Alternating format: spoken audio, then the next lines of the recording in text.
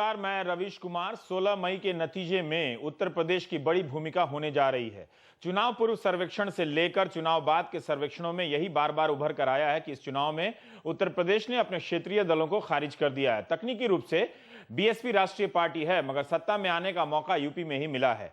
अगर यूपी में बीजेपी को 45 से 55 के रेंज में सीटें आ रही हैं, तो यह मान लेना चाहिए कि बीएसपी और सपा दोनों का गढ़ टूट गया है। इन दोनों दलों की ताकत जिस जमीन पर है, उसमें बीजेपी ने या तो सेंध लगा दिया या फिर इनके अलावा ऐसा समीकरण बना दिया जिसके आगे सपा का यादव, बसपा का जाटव और इन दोनों में बटा मुसलमान शक्तिहीन हो गया। यह कोई मामूली बदलाव नहीं है। उत्तर प्रदेश में 2009 में कांग्रेस को 21 सीटें आई थीं, बीजेपी को 10। 5 साल के भीतर बीजेपी 10 से 50 पार कर रही है। क्या हुआ है उत्तर प्रदेश में? क्या तमाम जातियों के गठबंधन कमजोर हो गए? क्या बीजेपी ने जमीन पर तमाम जातियों के भीतर के अंतर्विरोध को पाट दिया? बिना सामाजिक समरसता का समीकरण बनाए बीजेपी इतनी बड़ी कामयाबी हासिल नहीं कर सकती है।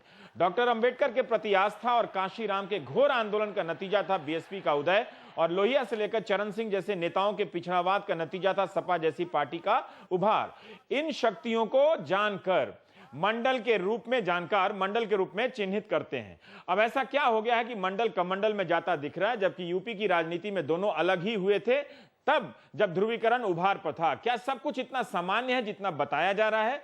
यह भी तो हो सकता है कि यूपी का मतदाता इन पहचानों से ऊपर उठकर किसी राष्ट्रीय पार्टी को अपना समर्थन देना चाहता है। यूपी का मतदाता 2007 और 2012 के विधानसभा चुनाव में गठबंधन की सरकार नहीं चुनता है अपने लिए, तो लोकसभा के चुनाव में गठबंधन के हालात कैसे पैदा करे?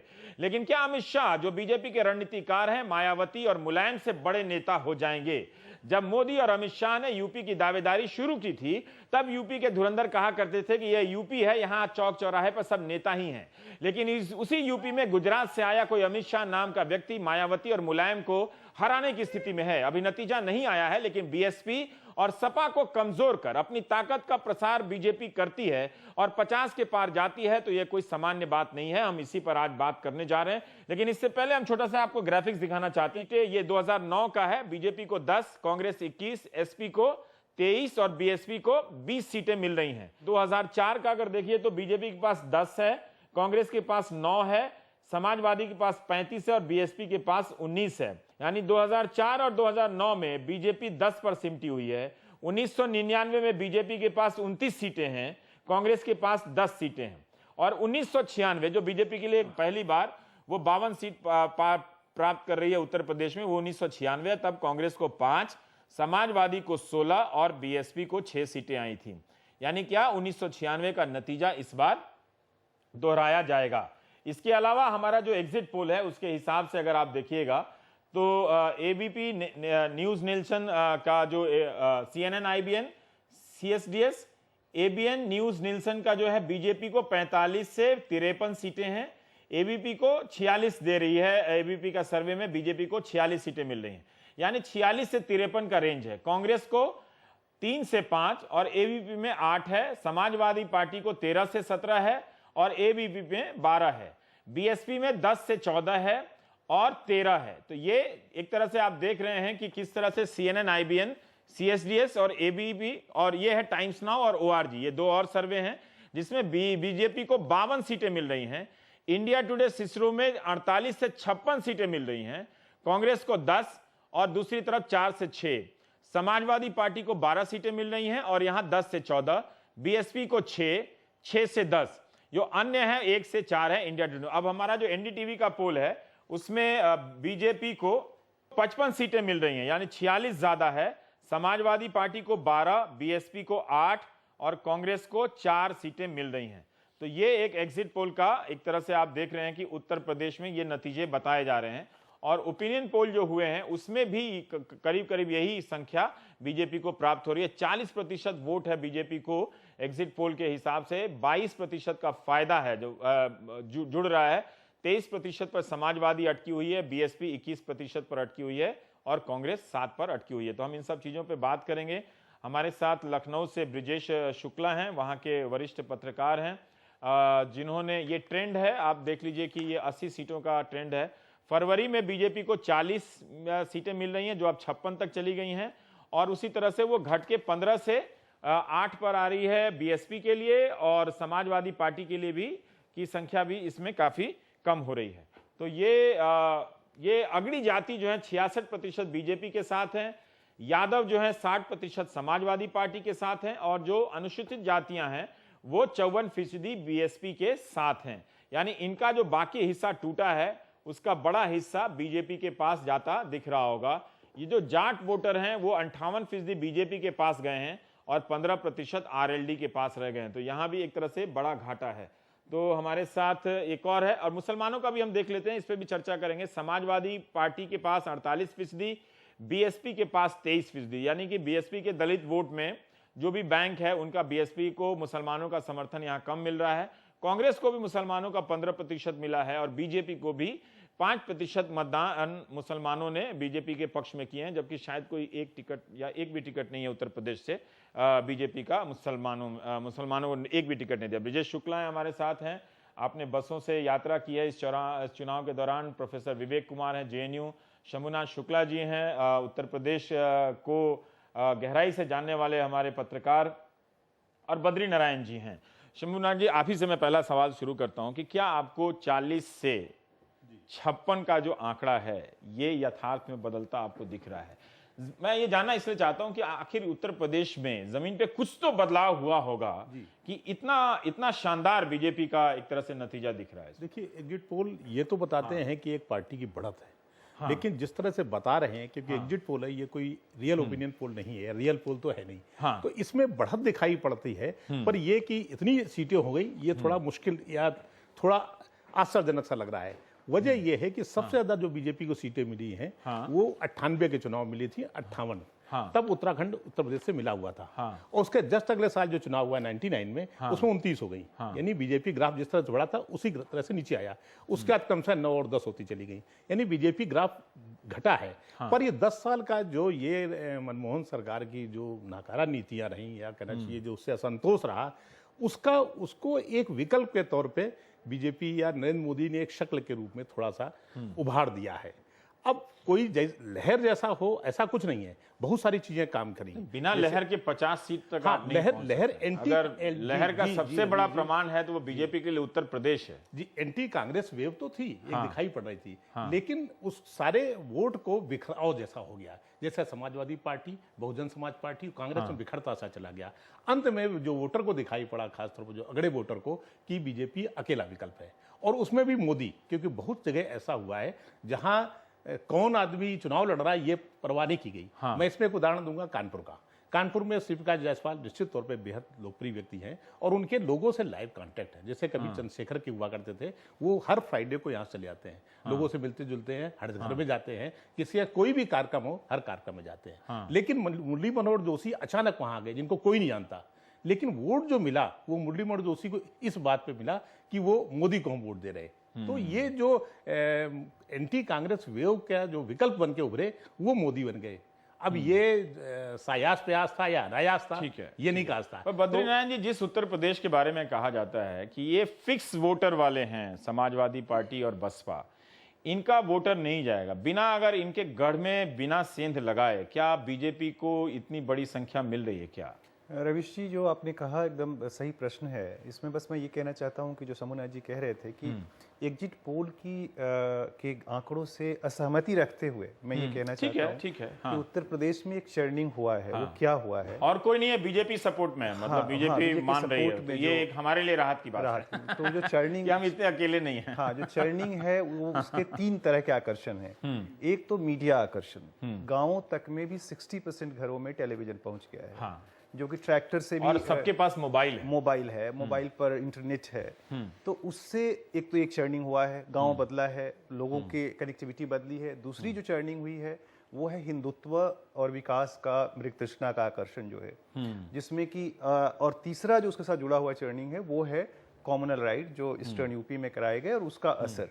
और चौथा है कास्ट अलायंस। बीजेपी ने बड़े ही सोच समझ करके, जैसे अपना दल के साथ जो उनका तालमेल है वो सिर्फ पटेल वोटों के लिए है, यानी जाति की भी राजनीति की, हिंदुत्व की भी राजनीति की, और मॉडर्न टेक्नोलॉजी और मीडिया की भी राजनीति की। उससे एक imagine community kind of thing develop हो गया है, जिसमें कि बहुत सारी जातियों के वोटर उनको एक तरफ से वोट दे रहे हैं। एक तो ये हुआ है, लेकिन उसका कोई लहर नहीं है। मतलब वो क्या है, जैसे वो मोदी के भी नाम पर नहीं, वो अगर पटेल को दे रहा है, पटेल दे रहा है मोदी को, तो वो अनुप्रिया के नाम पर दे रहा है वहां पे कि अनुप्रिया जी हैं इसलिए हम इनको पर ठीक है, खाता तो अकाउंट तो मोदी के नाम से ही खुला था, चाहे जो 54-58 जमा करे वहां। अच्छा, दूसरा क्या है कि चुनाव रोज रोज बदला है, ओपिनियन पोल्स पता नहीं कितना उसको पकड़ पाए हैं। और दूसरा जो हुआ है कि बीएसपी, आप ईस्टर्न यूपी में देखें जो 33 सीट है, उस पर जो हम लोग घूम रहे थे वहां गाँव में और देख रहे थे, अंतिम दिन भले ही वो मोदी की तारीफ कर रहा हो दलित युवा, लेकिन वोट देते समय उसने वोट मायावती को दिया है, स्पेशली जाटो। क्या आप कह लीजिए, फिर मैं फिर विवेक में दो बातें, एक तो जैसे जाति का एक प्रोग्रेसिव रोल वहां दिखाई पड़ा है। गांव में भी टेक्नोलॉजी बढ़ी है, यानी टीवी और रेडियो आए हैं, इंटरनेट आ गया है। उससे एक नहीं पहुंचेंगे, टेक्नोलॉजी बढ़ने से राजनीति में जाति की भूमिका समाप्त हो जाएगी, फिर तो हम तमिलनाडु ले चलेंगे आपको। एक मिडिल क्लास है ना, एक मिडिल क्लास तबका उभरा है। हाँ, और उस मिडिल क्लास तबके को शायद मोदी ने ज्यादा प्रभावित किया है। जैसे कुर्मी, वो सभी जातियों में कुर्मी लगभग सभी जगह, कुर्मी लगभग सभी जगह, चाहे वो सेंट्रल यूपी हो चाहे ईस्टर्न यूपी हो, उसका एक मेजर पोर्शन बीजेपी गया है, जो पहली बार हुआ है। ये नहीं कि सब आप ऐसा क्यों कह रहे हैं? क्या कुर्मियों ने कभी, कुर्मी जाति के लोगों ने बीजेपी को वोट नहीं दिया? आमतौर पे इसके पहले जब सूबे की सरकार बनानी है तो बीएसपी के साथ रहता था, लेकिन इस बार वो मोदी के साथ गया है, मोदी के साथ गया। इसके पीछे ये भी एक वजह हो सकती है कि उसको दिमाग में ये भरा हो कि खुद मोदी कुर्मी है, गुजरात के हैं, ये भी एक हो सकता है कि उसके दिमाग में पटेल का इमेज, कहीं ना सरदार पटेल को जो उन्होंने पेश किया, आपने भी एक फोटो शायद लोड करी थी, मुझे याद है कि जिसमें सरदार पटेल की एक बड़ी सी फोटो है, अनुप्रिया पटेल है और नरेंद्र मोदी हैं उसमें, और लेकिन चूंकि वो जाति से ना ले इसलिए अटल बिहारी वाजपेयी। इसी मिथ को तोड़ने के लिए मायावती ने बार बार कहा कि मोदी अपनी जाति क्यों नहीं बताते, कि उनको लग रहा था कि कंफ्यूजन है ओबीसी वोटर्स में। और आप जो भी सर्वेक्षण आ रहे हैं तो उसमें मैं कई चैनलों में देख रहा था कि ये आ रहा है कि जाटव मायावती का जो वोट बैंक माना जाता था वो 30 से 40% के करीब टूट गया है। यादव, मुझे याद है कि 2012 के चुनाव से पहले CSDS का मैं एक डेटा देख रहा था, तो उसमें यह था कि 80% यादव और लगभग 80% जाटव, वो कभी भी सपा और बसपा को छोड़ के किसी को वोट नहीं करता है। क्या ऐसा हुआ है क्या? या फिर अगर ये दोनों पार्टियां, दोनों जाति समूह अगर अपनी पैतृक पार्टी से, मातृ पार्टी से जुड़ी भी रहें, तो क्या इसके बाहर भी कोई पार्टी इतना बड़ा समीकरण बना सकती है दूसरी जातियों से, जो उसके 56, 70 या 60 के करीब ले जाए? एक कैविएट के साथ ही शुरू करते हैं। हाँ, वो लगा लीजिए कि अब ये रिजल्ट नहीं है, कोई बात हाँ, नहीं। वो क्योंकि देखिए, ओपिनियन पोल और एग्जिट पोल, जाति और वर्ग इनके द्योतक होते हैं। अगर अपर कास्ट है और अपर क्लास है तो वो ज्यादा वोकल है, वो ज्यादा रजिस्टर होगा। अच्छा। और जो लोअर स्ट्रेटा है वो ब्लैकआउट हो जाएगा। तो इसमें रजिस्ट्री की बात है, और ओपिनियन पोल में हमेशा और एग्जिट पोल में हमेशा बसपा को पीछे दिखाया जाता है। ये कोई नई बात नहीं है, ये आप भी जानते हैं। दूसरी बात ये है, जो अप्रत्याशित जो गुणनफल के तौर पर दिखाया जा रहा है भाजपा की सीट, आप 2009 से उसकी अगर तुलना करें तो 2009 में भाजपा को 17% वोट मिले थे और उसको सीट मिली थी 10। और अभी आप एग्जिट पोल में उसको दिखा रहे हैं कि उसको 40% वोट मिल रहा है और उसको सीट मिल रही है 55।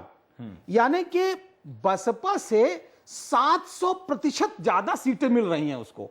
अगर आप एग्जिट पोल में 700% कहां से आ रही हैं सीटें, ये थोड़ा सा सोच करके धड़कन बढ़ जाती है, और इसलिए सत्यता से परे लग रहा है यह आंकड़ा।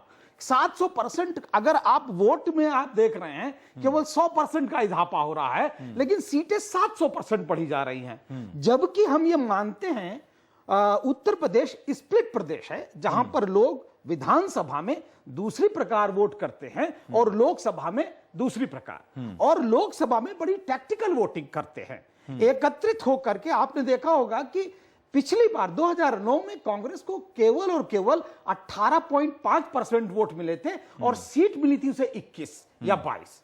यानी कि टैक्टिकल अगर वोटिंग हो गई तो आपका वोट छितरा हुआ नहीं होगा, इकट्ठा हो जाएगा, लेकिन आपको सीट ज्यादा मिल जाएंगी।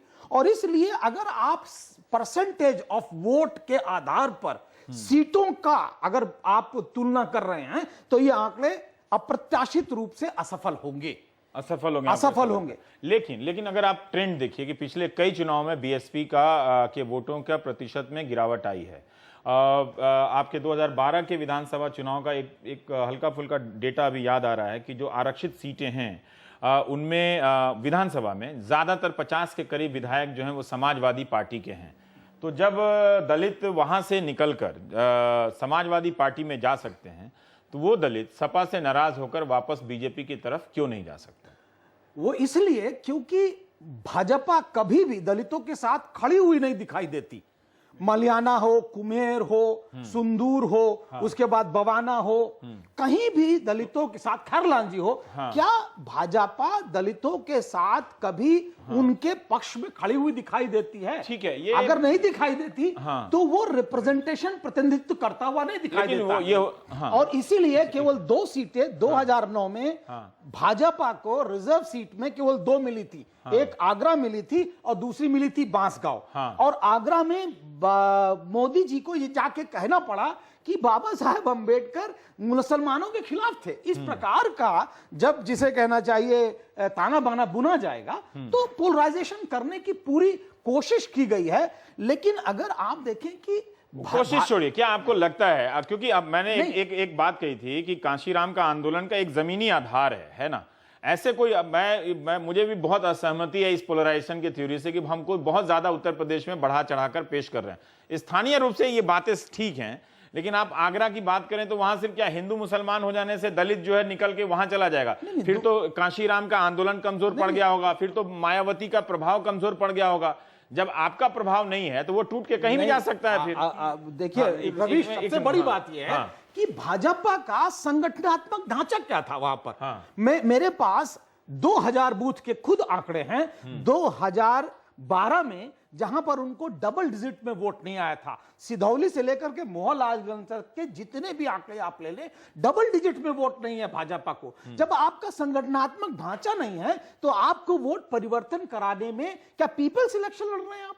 तो ये मुझे लग रहा है थोड़ी सी जल्दबाजी होगी। मैं कहना चाहता हूँ कि ये जो आपने रिजर्व सीटों के बारे में बात की, उसकी गणित में एक बड़ी ऊंची जातियों का बड़ा रोल होता है। यानी दलित वोट तो बढ़ जाते हैं, तो ऊंची जातियां जिसको वोट देंगी वही जीतेगा। तो उसमें उस आधार पे आप दलित वोटों को नहीं समझ सकते। दूसरी बात यह है कि दलित वोट जो कांशीराम ने जो आंदोलन तैयार किया था उसका असर इतना है कि अभी ईस्टर्न यूपी में आप देखेंगे, अगर आंकड़े ये दिखाए जाए कि ईस्टर्न यूपी में कितना है और वेस्टर्न यूपी में कितना है, वेस्टर्न यूपी में दलित पार्टिसिपेशन अगर बढ़ा भी है, बीजेपी को वोट बढ़ा भी है, तो उसके कारण दूसरे हैं। लोकल नाराजगी, अलीगढ़ के कैंडिडेट से लोकल नाराजगी थी, इसलिए वहां चला गया। कई जगह पर जो छोटी दलित जातियां हैं, यानी जाटो माइनस, जाटो को छोड़ कर बीजेपी की तरफ, वो उसमें से बीजेपी उसमें पहले भी रही है। पहले देखिए, धोबी समाज को ले लें, वाल्मीकि को ले लें, पासी को ले लें, वो बटा हुआ रहा। बड़ा इंटरेस्टिंग है आपका डाटा कि आप कह रहे हैं 54% Dalit vote is going in the favour of Mayawati. इसका मतलब आप मान रहे हैं कि इसके दलित जो जाटों के अतिरिक्त जितनी दलित जातियां हैं वो सबके सब चले गए हैं, जो कि गलत है। मैं आपको बताऊं कि अलग जातियों से भी जब हम लोग बात कर रहे थे गांव में, सब लोग यही कह रहे थे कि भाई हम लोग मायावती से नाराज हैं क्योंकि हम लोगों को उतनी भूमिका नहीं मिली जितना मिलना चाहिए था, लेकिन वोट हम लोग उसी को देंगे, ये बात भी कह रहे थे। तो ये और उनके भी पासी, जैसे आप मोहनलालगंज को देखें, वहां पे एक पार्टिसिपेशन नहीं मिला है, पासी कैंडिडेट को लड़ाया गया, तो क्या पासी समाज के लोग क्या उस कैंडिडेट को भी वोट नहीं देंगे, वो दूसरे को दे देंगे? और वहीं पर सपा बीजेपी ने भी कई जाति लोगों काफी टिकट दिए हैं बीजेपी ने। मैं कह रहा हूं प्रॉब्लम है कि सपा के मोहनलालगंज में 3 पासी कैंडिडेट लड़ रहे थे, भाजपा से भी और सपा से भी और लखनऊ, आप उसमें देखेंगे तो तीनों लोगों में वोट बटेगा और दूसरा वाला कंसोलिडेट हो जाएगा, इसलिए मोहनलालगंज जीत जाएंगे। रिजर्व सीटों में आप कह रहे थे समाजवादी पार्टी, हम अपनी बातचीत में ऐसा लग रहा है कि यूपी में कुछ बदल नहीं रहा, सब चीज फिक्स है, कुछ तो बदल रहा होगा तभी, क्योंकि ये सबके सर्वे में 40 से 55 के करीब सीटें आई हैं, ऐसी बात नहीं बदल क्या रहा है वो भी हम लोग आगरा में जाटो वोट सबसे ज्यादा है, उसको बराबर करता है मुस्लिम वोट, और उसके अलावा बैकवर्ड वोट। तो आगरा में बीजेपी जीते या समाजवादी पार्टी जीते, जीतता आमतौर पर उनका ओबीसी क्लास का ही बंदा है। ये आगरा का अपना एक, बहुत पहले कभी बीजेपी जब जीती थी, जब भगवान रावत हुआ करते थे, उसके अलावा कोई ब्राह्मण वहां से नहीं जीतता, ओबीसी जीतता है। अभी भी उनका ओबीसी ही वहां से जो जीता हुआ मतलब जीतेगा इस तरह से। तो ये जो जहां जहां भी कोई मतलब गैर जाटो ओबीसी या गैर जाटो दलित जिसे कहेंगे हम, दलित सारी हम ओबीसी के गैर जाटो जो दलित है उसको जहां समाजवादी पार्टी ने या बीजेपी ने वो टिकट दिया है, उसके जीतने के चांसेस उस रिजर्व कॉन्स्टिट्यूंसी में ज्यादा होते हैं, ज्यादा है बजाय किसी ब्राह्मण। या जब वो ओपन थी तब तो ब्राह्मण जीता था, लेकिन जब से वो रिजर्व हुई है तब से वहां एक फर्क ये आया है रविश जी की जो सामाजिक भाईचारा का जो नारा था मायावती जी का, जिसने पिछले बार उनको मदद किया 2007 में, हाँ, वो इस बार उस तरह से नहीं कर पाया है। ब्राह्मण वोट बीजेपी की तरफ गए हैं बड़े पैमाने पर, वहीं पर ब्राह्मण उनको वोट दिए हैं जहां पर ब्राह्मण कैंडिडेट है। 20 ब्राह्मण कैंडिडेट उन्होंने 19 के करीब दिए हैं, इसका मतलब तो बीएसपी को फिर 19 मिलने चाहिए। 21 है, बीजेपी ने भी 19 के करीब। क्या हुआ है कि इलाहाबाद के पास कपिल मुनि करवरिया फूलपुर से लड़ रहे हैं, तो वहां पर पिछली बार ब्राह्मणों ने उनको खूब वोट दिया और बहुत स्ट्रांग ब्राह्मण। इस बार लगता नहीं है कि उन्हें मिला। 20 से 30%, 20 से 30%। लेकिन वो जो घाटा हुआ है वो बीएसपी कहीं से कवर अप नहीं कर पा रही है, सिर्फ एक मुस्लिम वोट को छोड़कर। ज्यादा बढ़ गया। मुस्लिम अगर वोट दे रहे हैं तभी वो कवर अप हो पाएगा, तो मायावती की सीट बढ़ेगी, नहीं तो नहीं बढ़ेगी, नहीं बढ़े देगा तो नहीं बढ़ेगी। ठीक है। ब्रजेश जी हमारे साथ हैं। ब्रजेश जी, आपने उत्तर प्रदेश की चुनावी यात्रा के दौरान हम ये जानना चाहते हैं, क्या ये महसूस किया आपने कि 2.5 करोड़ के करीब वहां पर युवा मतदाता हैं?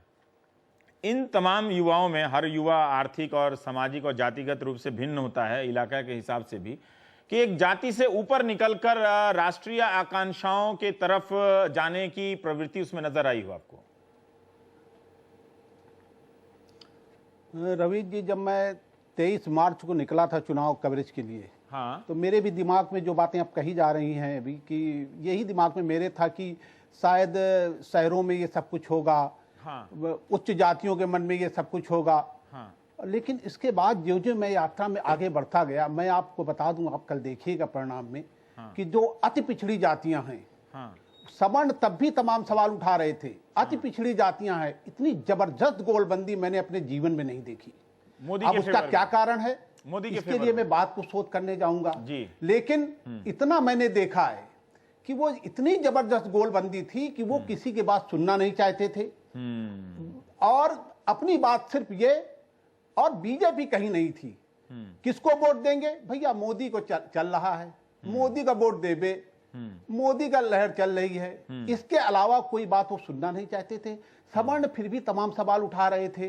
तो मैंने और जो मैं बढ़ता गया, ये बढ़ता चला गया ये हवा।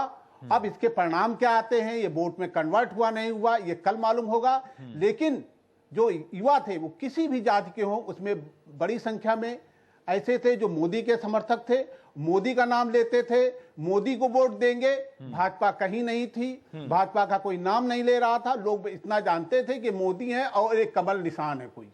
वो जो मैंने देखा, मैंने यही देखा। अब आगे क्या, अब आगे रिसर्च करे जाके, मैं महीने के लिए जाऊंगा जरूर। ब्रजेश जी, इसके पहले के चुनावी अनुभव में आपने फिर इन्हीं प्रदेशों में देखा होगा कि यही अति पिछड़ी जातियां कभी सपा का नाम लिया करती होंगी, अलग अलग जगह पे बसपा के प्रति निष्ठावान रही होंगी, वो सारा पलट के बीजेपी की तरफ गई हैं या मोदी की तरफ, दोनों एक ही हैं, मतलब बीजेपी की तरफ गई हैं। हाँ, ये वास्तव में ये सपा और बसपा का वोट बैंक है। छोटी छोटी कुम्हार, लोहार, मौर्य, ये सारी जातियां, तो ये पहले सपा और बसपा का वोट बैंक था। ये पहली बार मैंने देखा। भाजपा से उनका उतना ही परहेज था, उतनी एक भारी दूरी थी। वो राम लहर में भी वो अपनी दूरी बरकरार रखे, तब सवर्ण बड़ा मुखर हुआ करता था। इस बार मैंने देखा सवर्ण मुखर था, लेकिन जो ये चुप रहते थे, जिन्हें कहते हैं चुप्पा, चुप वाली जातियां, वो जातियां ज्यादा वो थी। वो जवाब भी दे देती थी। सब्जी बेचने वालों से मैंने पूछा तो उन्होंने कह दिया, साहब अब तो पिछली बार मैंने इनको दिया, उन्होंने बसपा को दिया, क्या कर दिया मेरे लिए, हम लोग तो यहीं खड़े हैं। इस तरह के सवाल मैंने लोगों के उठाते हुए मैंने देखा है। अब वास्तव में वो वोट में कन्वर्ट हुआ नहीं हुआ, या ये जो एग्जिट पोल आ रहा है कितना सही है, ये कल मालूम होगा। लेकिन मैंने अपने जीवन में किसी एक व्यक्ति के नाम पर इतनी बड़ी लहर नहीं, उत्तर प्रदेश में नहीं। ब्रजेश कह रहे थे उसमें बस एक बात मैं कहना चाहता हूँ, कह रहे थे ना कि साइलेंट कम्युनिटी अब बोलने लगी। और लेकिन वो जो बोलना है उसको भी समझना होगा कि वो क्या बोलती है। हम लोग भी जा रहे थे, बात कर रहे थे, वो कह रहे थे जो जहां बड़कवन कहीं है वहीं वोट दे दे। यानी जहां वो तो बड़ी लहर जातियां कहेंगी वहीं वोट हाँ, दे वोट दे देंगी। देंगे जहां बड़ी जातियां, या लहर चल मोदी जी का है, तो हमने कहा कैसे है, कहा वो टेलीविजन रेडियो बोल रहा है, तो वो ऐसा नहीं है कि वो जो बोल रहा है वहीं वोट देने जा रहा है। 1 घंटा जब हम लोग उनके साथ बैठते थे, खूब बातें करते थे, चलते समय हल्के से कहते थे भैया हम तो हाथी वाले हैं, हाथी को वोट देंगे। तो ये जो डायनेमिक्स है, अंडरस्टैंडिंग पीपल वॉइस, वो हमें समझना होगा, उससे मुझे लगता है दूसरे परिणाम भी पिछड़ी निकलते हैं। जातियों में एक जो उसी तरह का जैसा एक श्रीलाल शुक्ल के राग दरबारी का एक ट्रैक्टर है लंगर हाँ, जैसा ना, उनको बैठने नहीं वो देता। उसको बैठने नहीं दिया और दूर बैठा रहा। तो वो जो ये कह रहे हैं कि बड़कवन कही है वहीं देवे, वो शायद डर की वजह से वहां लहर का वहां दबाव करता होता है। रहता है, लेकिन वो अंदर लहर का खाने क्या दबाव होता है करेगा, रवि। देखिए वो पूरे कार्यक्रम बोलता नहीं है और वो अंदर क्या करेगा पता नहीं। आपका एक कार्यक्रम लहर का था, दबाव होता है। जिसमें आप अस्पृश्य जाति के एक व्यक्ति को बार बार कह रहे थे आओ इधर बैठो, वही बोला। और वो आकर नहीं बैठ रहा था, आपने जबरदस्ती उसको बैठाया था। तो बड़कन कहिए तभी वोट दे, तो वो वाली है। लेकिन वास्तविकता में वो वोट, जो हाथी को 3-4 जातियां जो अति पिछड़ी हैं, जिसके बारे में जिक्र कर रहे थे, ब्रिजेश कह रहे ब्रिजेश हैं कह रहे उसको थे। इग्नोर नहीं कर सकते फिर नहीं, अगर। मैं वही कह रहा हूं, आप उनको देखिए, जैसे मौर्य। हाँ अब मौर्य समाज के सबसे बड़े लीडर आज के रूप में जाने जाते हैं स्वामी प्रसाद मौर्य। अब आप बताइए दूसरी जाति में कौन मौर्य लीडर है, तो क्या ये मौर्य छोड़ करके चला जाएगा? और मौर्यों के बीच में जो आपको इस इतना समय- क्यों लेकिन भरोसा सर, है? मौर्य जो मैं- है ओबीसी है। मैं वो ओबीसी है, हाँ। अति पिछड़ा है। वो है अति पिछड़ा अति है, पिछड़ा। और नरेंद्र मोदी बार बार जैसे नहीं, अमेठी मैं की वही रैली के कह रहा बहाने भी वो बोलते हैं, वो नहीं, क्यों? दूसरा मैं इसलिए मैं बड़ा मुतमईन हो रहा हूं, हाँ। क्योंकि उनके बीच में सबसे बड़ा जो बुद्धिज्म का आंदोलन चल रहा है इस समय उत्तर प्रदेश में, उत्तर प्रदेश में बुद्धिज्म कन्वर्जन का आंदोलन मौर्यों के बीच में, वो अपने आप को अशोक मौर्य से सीधे जोड़ रहे हैं, मौर्य वंश से, और इसलिए वो कन्वर्जन कर रहे हैं। और इसलिए मैं बहुत मुतमईन हूं कि वो बसपा के साथ खड़ा हुआ है। एक इसमें मैं जोड़ना चाहता हूं, जो रवि जो कह रहे हैं विवेक जी, ये जो छोटी जातियां हैं, अति पिछड़ी जातियां हैं, उसमें से निषाद है सबसे, जो उसमें इंपॉर्टेंट जाति है निषाद, जो कि लोध कल्याण सिंह के कारण, लोध एसोसिएशन के कारण वो बीजेपी को वोट देता रहा है। लेकिन इस बार अगर आप वोटिंग पैटर्न देखें उसका, इलाहाबाद के आसपास हम लोग भदोही वगैरह में देख रहे थे, उन्होंने उसमें से बहुत सारे लोगों ने बसपा को वोट दिया। इसलिए हम लोग को समझ में नहीं आ रहा है कि ये जो सारे आंकड़े हैं वो इधर कैसे जा रहे हैं, क्योंकि वोट देते समय दिखाई पड़ रहा है कि वो आप अपने नजरों से देख रहे हैं काफी कुछ बिखरा हुआ है, लेकिन नतीजा आप एक पार्टी के पक्ष में संगठित रूप से देख रहे हैं। शायद तो समझ में नहीं आ रहा कि रियलिटी और आंकड़े में क्या। एससी कैटेगरी में डाला था, वो कुछ विवाद हुआ था बीएसपी से, इससे मल्ला जिसे निखात बोल 17 कह जातियां रहे हैं हैं, वो उसमें। शायद 17 जातियों को बीएसपी के सिंह ने बजाय किया वो था। सपा को प्रेफर कर रही है, ये भी ध्यान देना है। नहीं, सपा का भी वोट है उसमें, 17 जातियां हैं, फूलन प्रजापति देवी है। सपा में थी। और वो ये मायावती ने सब भी किया था। समीकरण बनाए, अगर मान लिया जाए कि पूरी सवर्ण जातियां बीजेपी में एक तरफ से एक मुश्त चली जाती हैं 15%। 15%, और जो कह रहे हैं कि अति पिछड़ी कुछ जातियां चली जाती हैं, तो मिलके कोई बड़ा कॉम्बिनेशन नहीं बनता है। वोटों के बिखराव से क्या तब बीजेपी को अगर वोट प्रतिशत भी कम हो, देखिए है ना, उत्तर तो प्रदेश क्या में- फायदा होता नहीं दिख रहा है? उत्तर प्रदेश में सवर्ण जातियां प्लस अति पिछड़ी हाँ। जातियां और ओबीसी का वही एक बड़ा हिस्सा जा रहा है। हाँ। इसलिए बीजेपी एक नंबर 1 पार्टी के तौर पे तो वहां उभर रही, इसमें कोई शक नहीं है।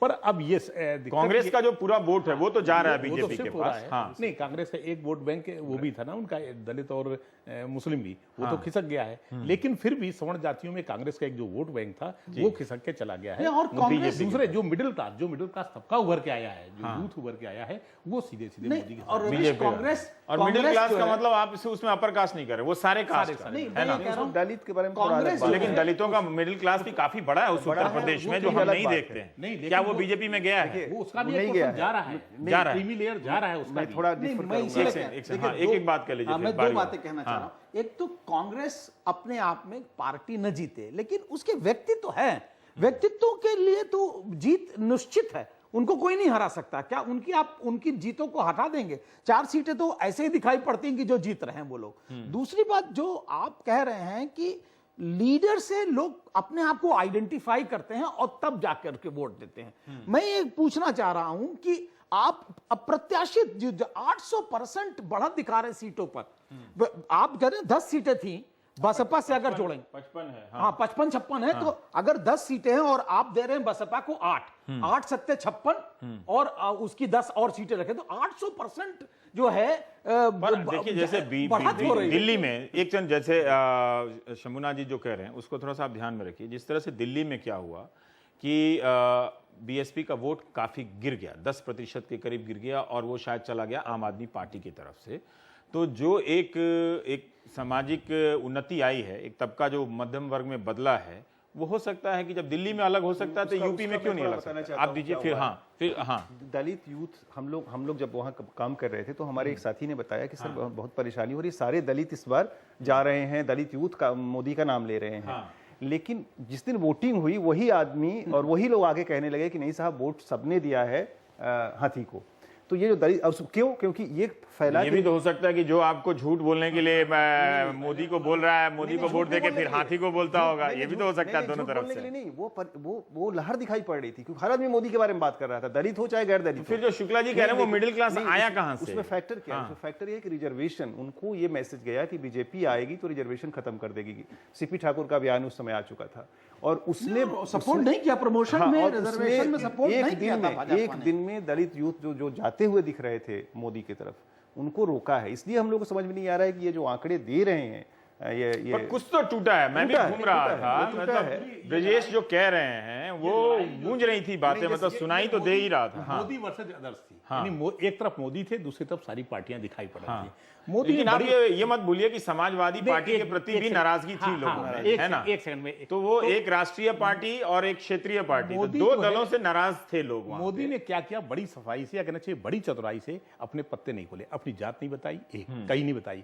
जहां उनको जरूरत पड़ी वो कह दिया कि मैं नीची जात का हूं, जहां जरूरत पड़ी ओबीसी होगी, जहां जरूरत पड़ी जिस चाहे। लोग इतने भोले भी नहीं होंगे, निश्चित तौर पर मैं मानता हूं, लेकिन हाँ। मोदी ने किसी भी बीजेपी के किसी बयान को न डिफेंड किया न उस पर हमला किया, यानी एक तरह से चुप्पी साध गए। जो उन पे निजी हमले हुए उस पर भी चुप्पी साधे, गुजरात के विकास के मॉडल पे बोले पर गुजरात के संदर्भ पे निजी हमले पे नहीं बोले। इतना भरोसा आप लोग उत्तर प्रदेश के पुराने विश्लेषण में क्यों कर रहे हैं? क्या कुछ नया नहीं हुआ होगा क्या उत्तर प्रदेश में? वही नया जो आप जो नहीं हम लोग नहीं बोल पा रहे, और अब मैं चाहता हूं कि वो मुझे 15 जनवरी को एक बहुत क्लोज बीएसपी के उनसे बात हुई, लेफ्टिनेंट से। तो जो पार्टी के अध्यक्षा थी उनका सबसे बड़ा एक डर ये था कि कम्युनल पोलराइजेशन अगर होगा तो कम्युनल पोलराइजेशन के अंदर बहुत सारे वोट स्थानांतरित होंगे और उसके अंदर बसपा को बहुत बड़ा नुकसान हो सकता है। दूसरी बात यह है कि ये कहीं फिक्स मैच ना हो जाए, और फिक्स मैच के तहत बहुत सारे ऐसी सीट हैं जहां पर सपा और भाजपा अपने वोट ट्रांसफर करवा सकते हैं, यहां तक की आशंकाएं व्यक्त की गई। और हम लोगों ने देखा, लगातार देखा कि कम्युनल पोलराइजेशन जो है, जैसे ही सरकार बनी सपा की उसी समय से कम्युनल पोलराइजेशन हो गया। और सवर्ण समाज का जो मतदाता था वो इसलिए भी नाराज था कि मुल्ला मुलायम सिंह यादव उनको बोलता था, sorry to use that term, उनको बार बार ये कहता था कि इन्होंने हद से ज्यादा मुसलमानों को छूट दे रखी। इस तरह की जो भाषा का प्रयोग किया गया, उसने पोलराइजेशन किया। बदला है उत्तर प्रदेश में। जो आपका सवाल है उसमें एक तो जो विवेक जी कह रहे हैं कम्युनल पोलराइजेशन हुआ है, दूसरा विकास, ये जो कंज्यूमर पैदा हुआ है, मिडिल क्लास पैदा हुआ है, वो और टेलीविजन इंटरनेट पैदा हुआ है, इसके थ्रू जो एक क्लास बना है वो मोदी में था, क्योंकि उसको लग रहा था कि मोदी ये विकास, और जो टेलीविजन आपका बोल रहा था वो तो फिक्स हो जाता है, एक बार देख लिया आपके दिमाग में बैठ जाता है वो। तो एक तो वो था। और मुझे हैरानी है कि सब चीज टीवी अगर बना देता तो फिर मोदी को 450 रैलियां नहीं करनी। वो तो शब्दावली प्रदान करता है, वो शब्दावली प्रदान करता है, सजेस्टिबिलिटी करता है। ब्रजेश, आपको लग रहा था कि ये टीवी का इतना रोल था लोगों को चेंज करने में कि उनकी अपनी जो निष्ठाएं थी वो बदल गई? या हम ये क्यों ना माने कि उत्तर प्रदेश का जो मतदाता है वो भी चाहता है कि वो एक राष्ट्र की मुख्य धारा से जुड़े और एक ऐसी पार्टी को सपोर्ट करे जो शायद जीतती हुई इस चुनाव में लग रही थी, उसका हिस्सा बने? वास्तव में रवि जी एक रिक्तता थी, कांग्रेस से बहुत परेशान थे लोग। हालत ये थी कि योजनाएं गांव तक नहीं पहुंच रही हैं, खाने की दिक्कत है, महंगाई इतनी ज्यादा है, और यहां पर सपा सरकार थी, बसपा इसके पहले थी। हमें जो लगता है, जो मैं लोगों से बात करता था, अभी कहा जा रहा था कि सांप्रदायिक ध्रुवीकरण।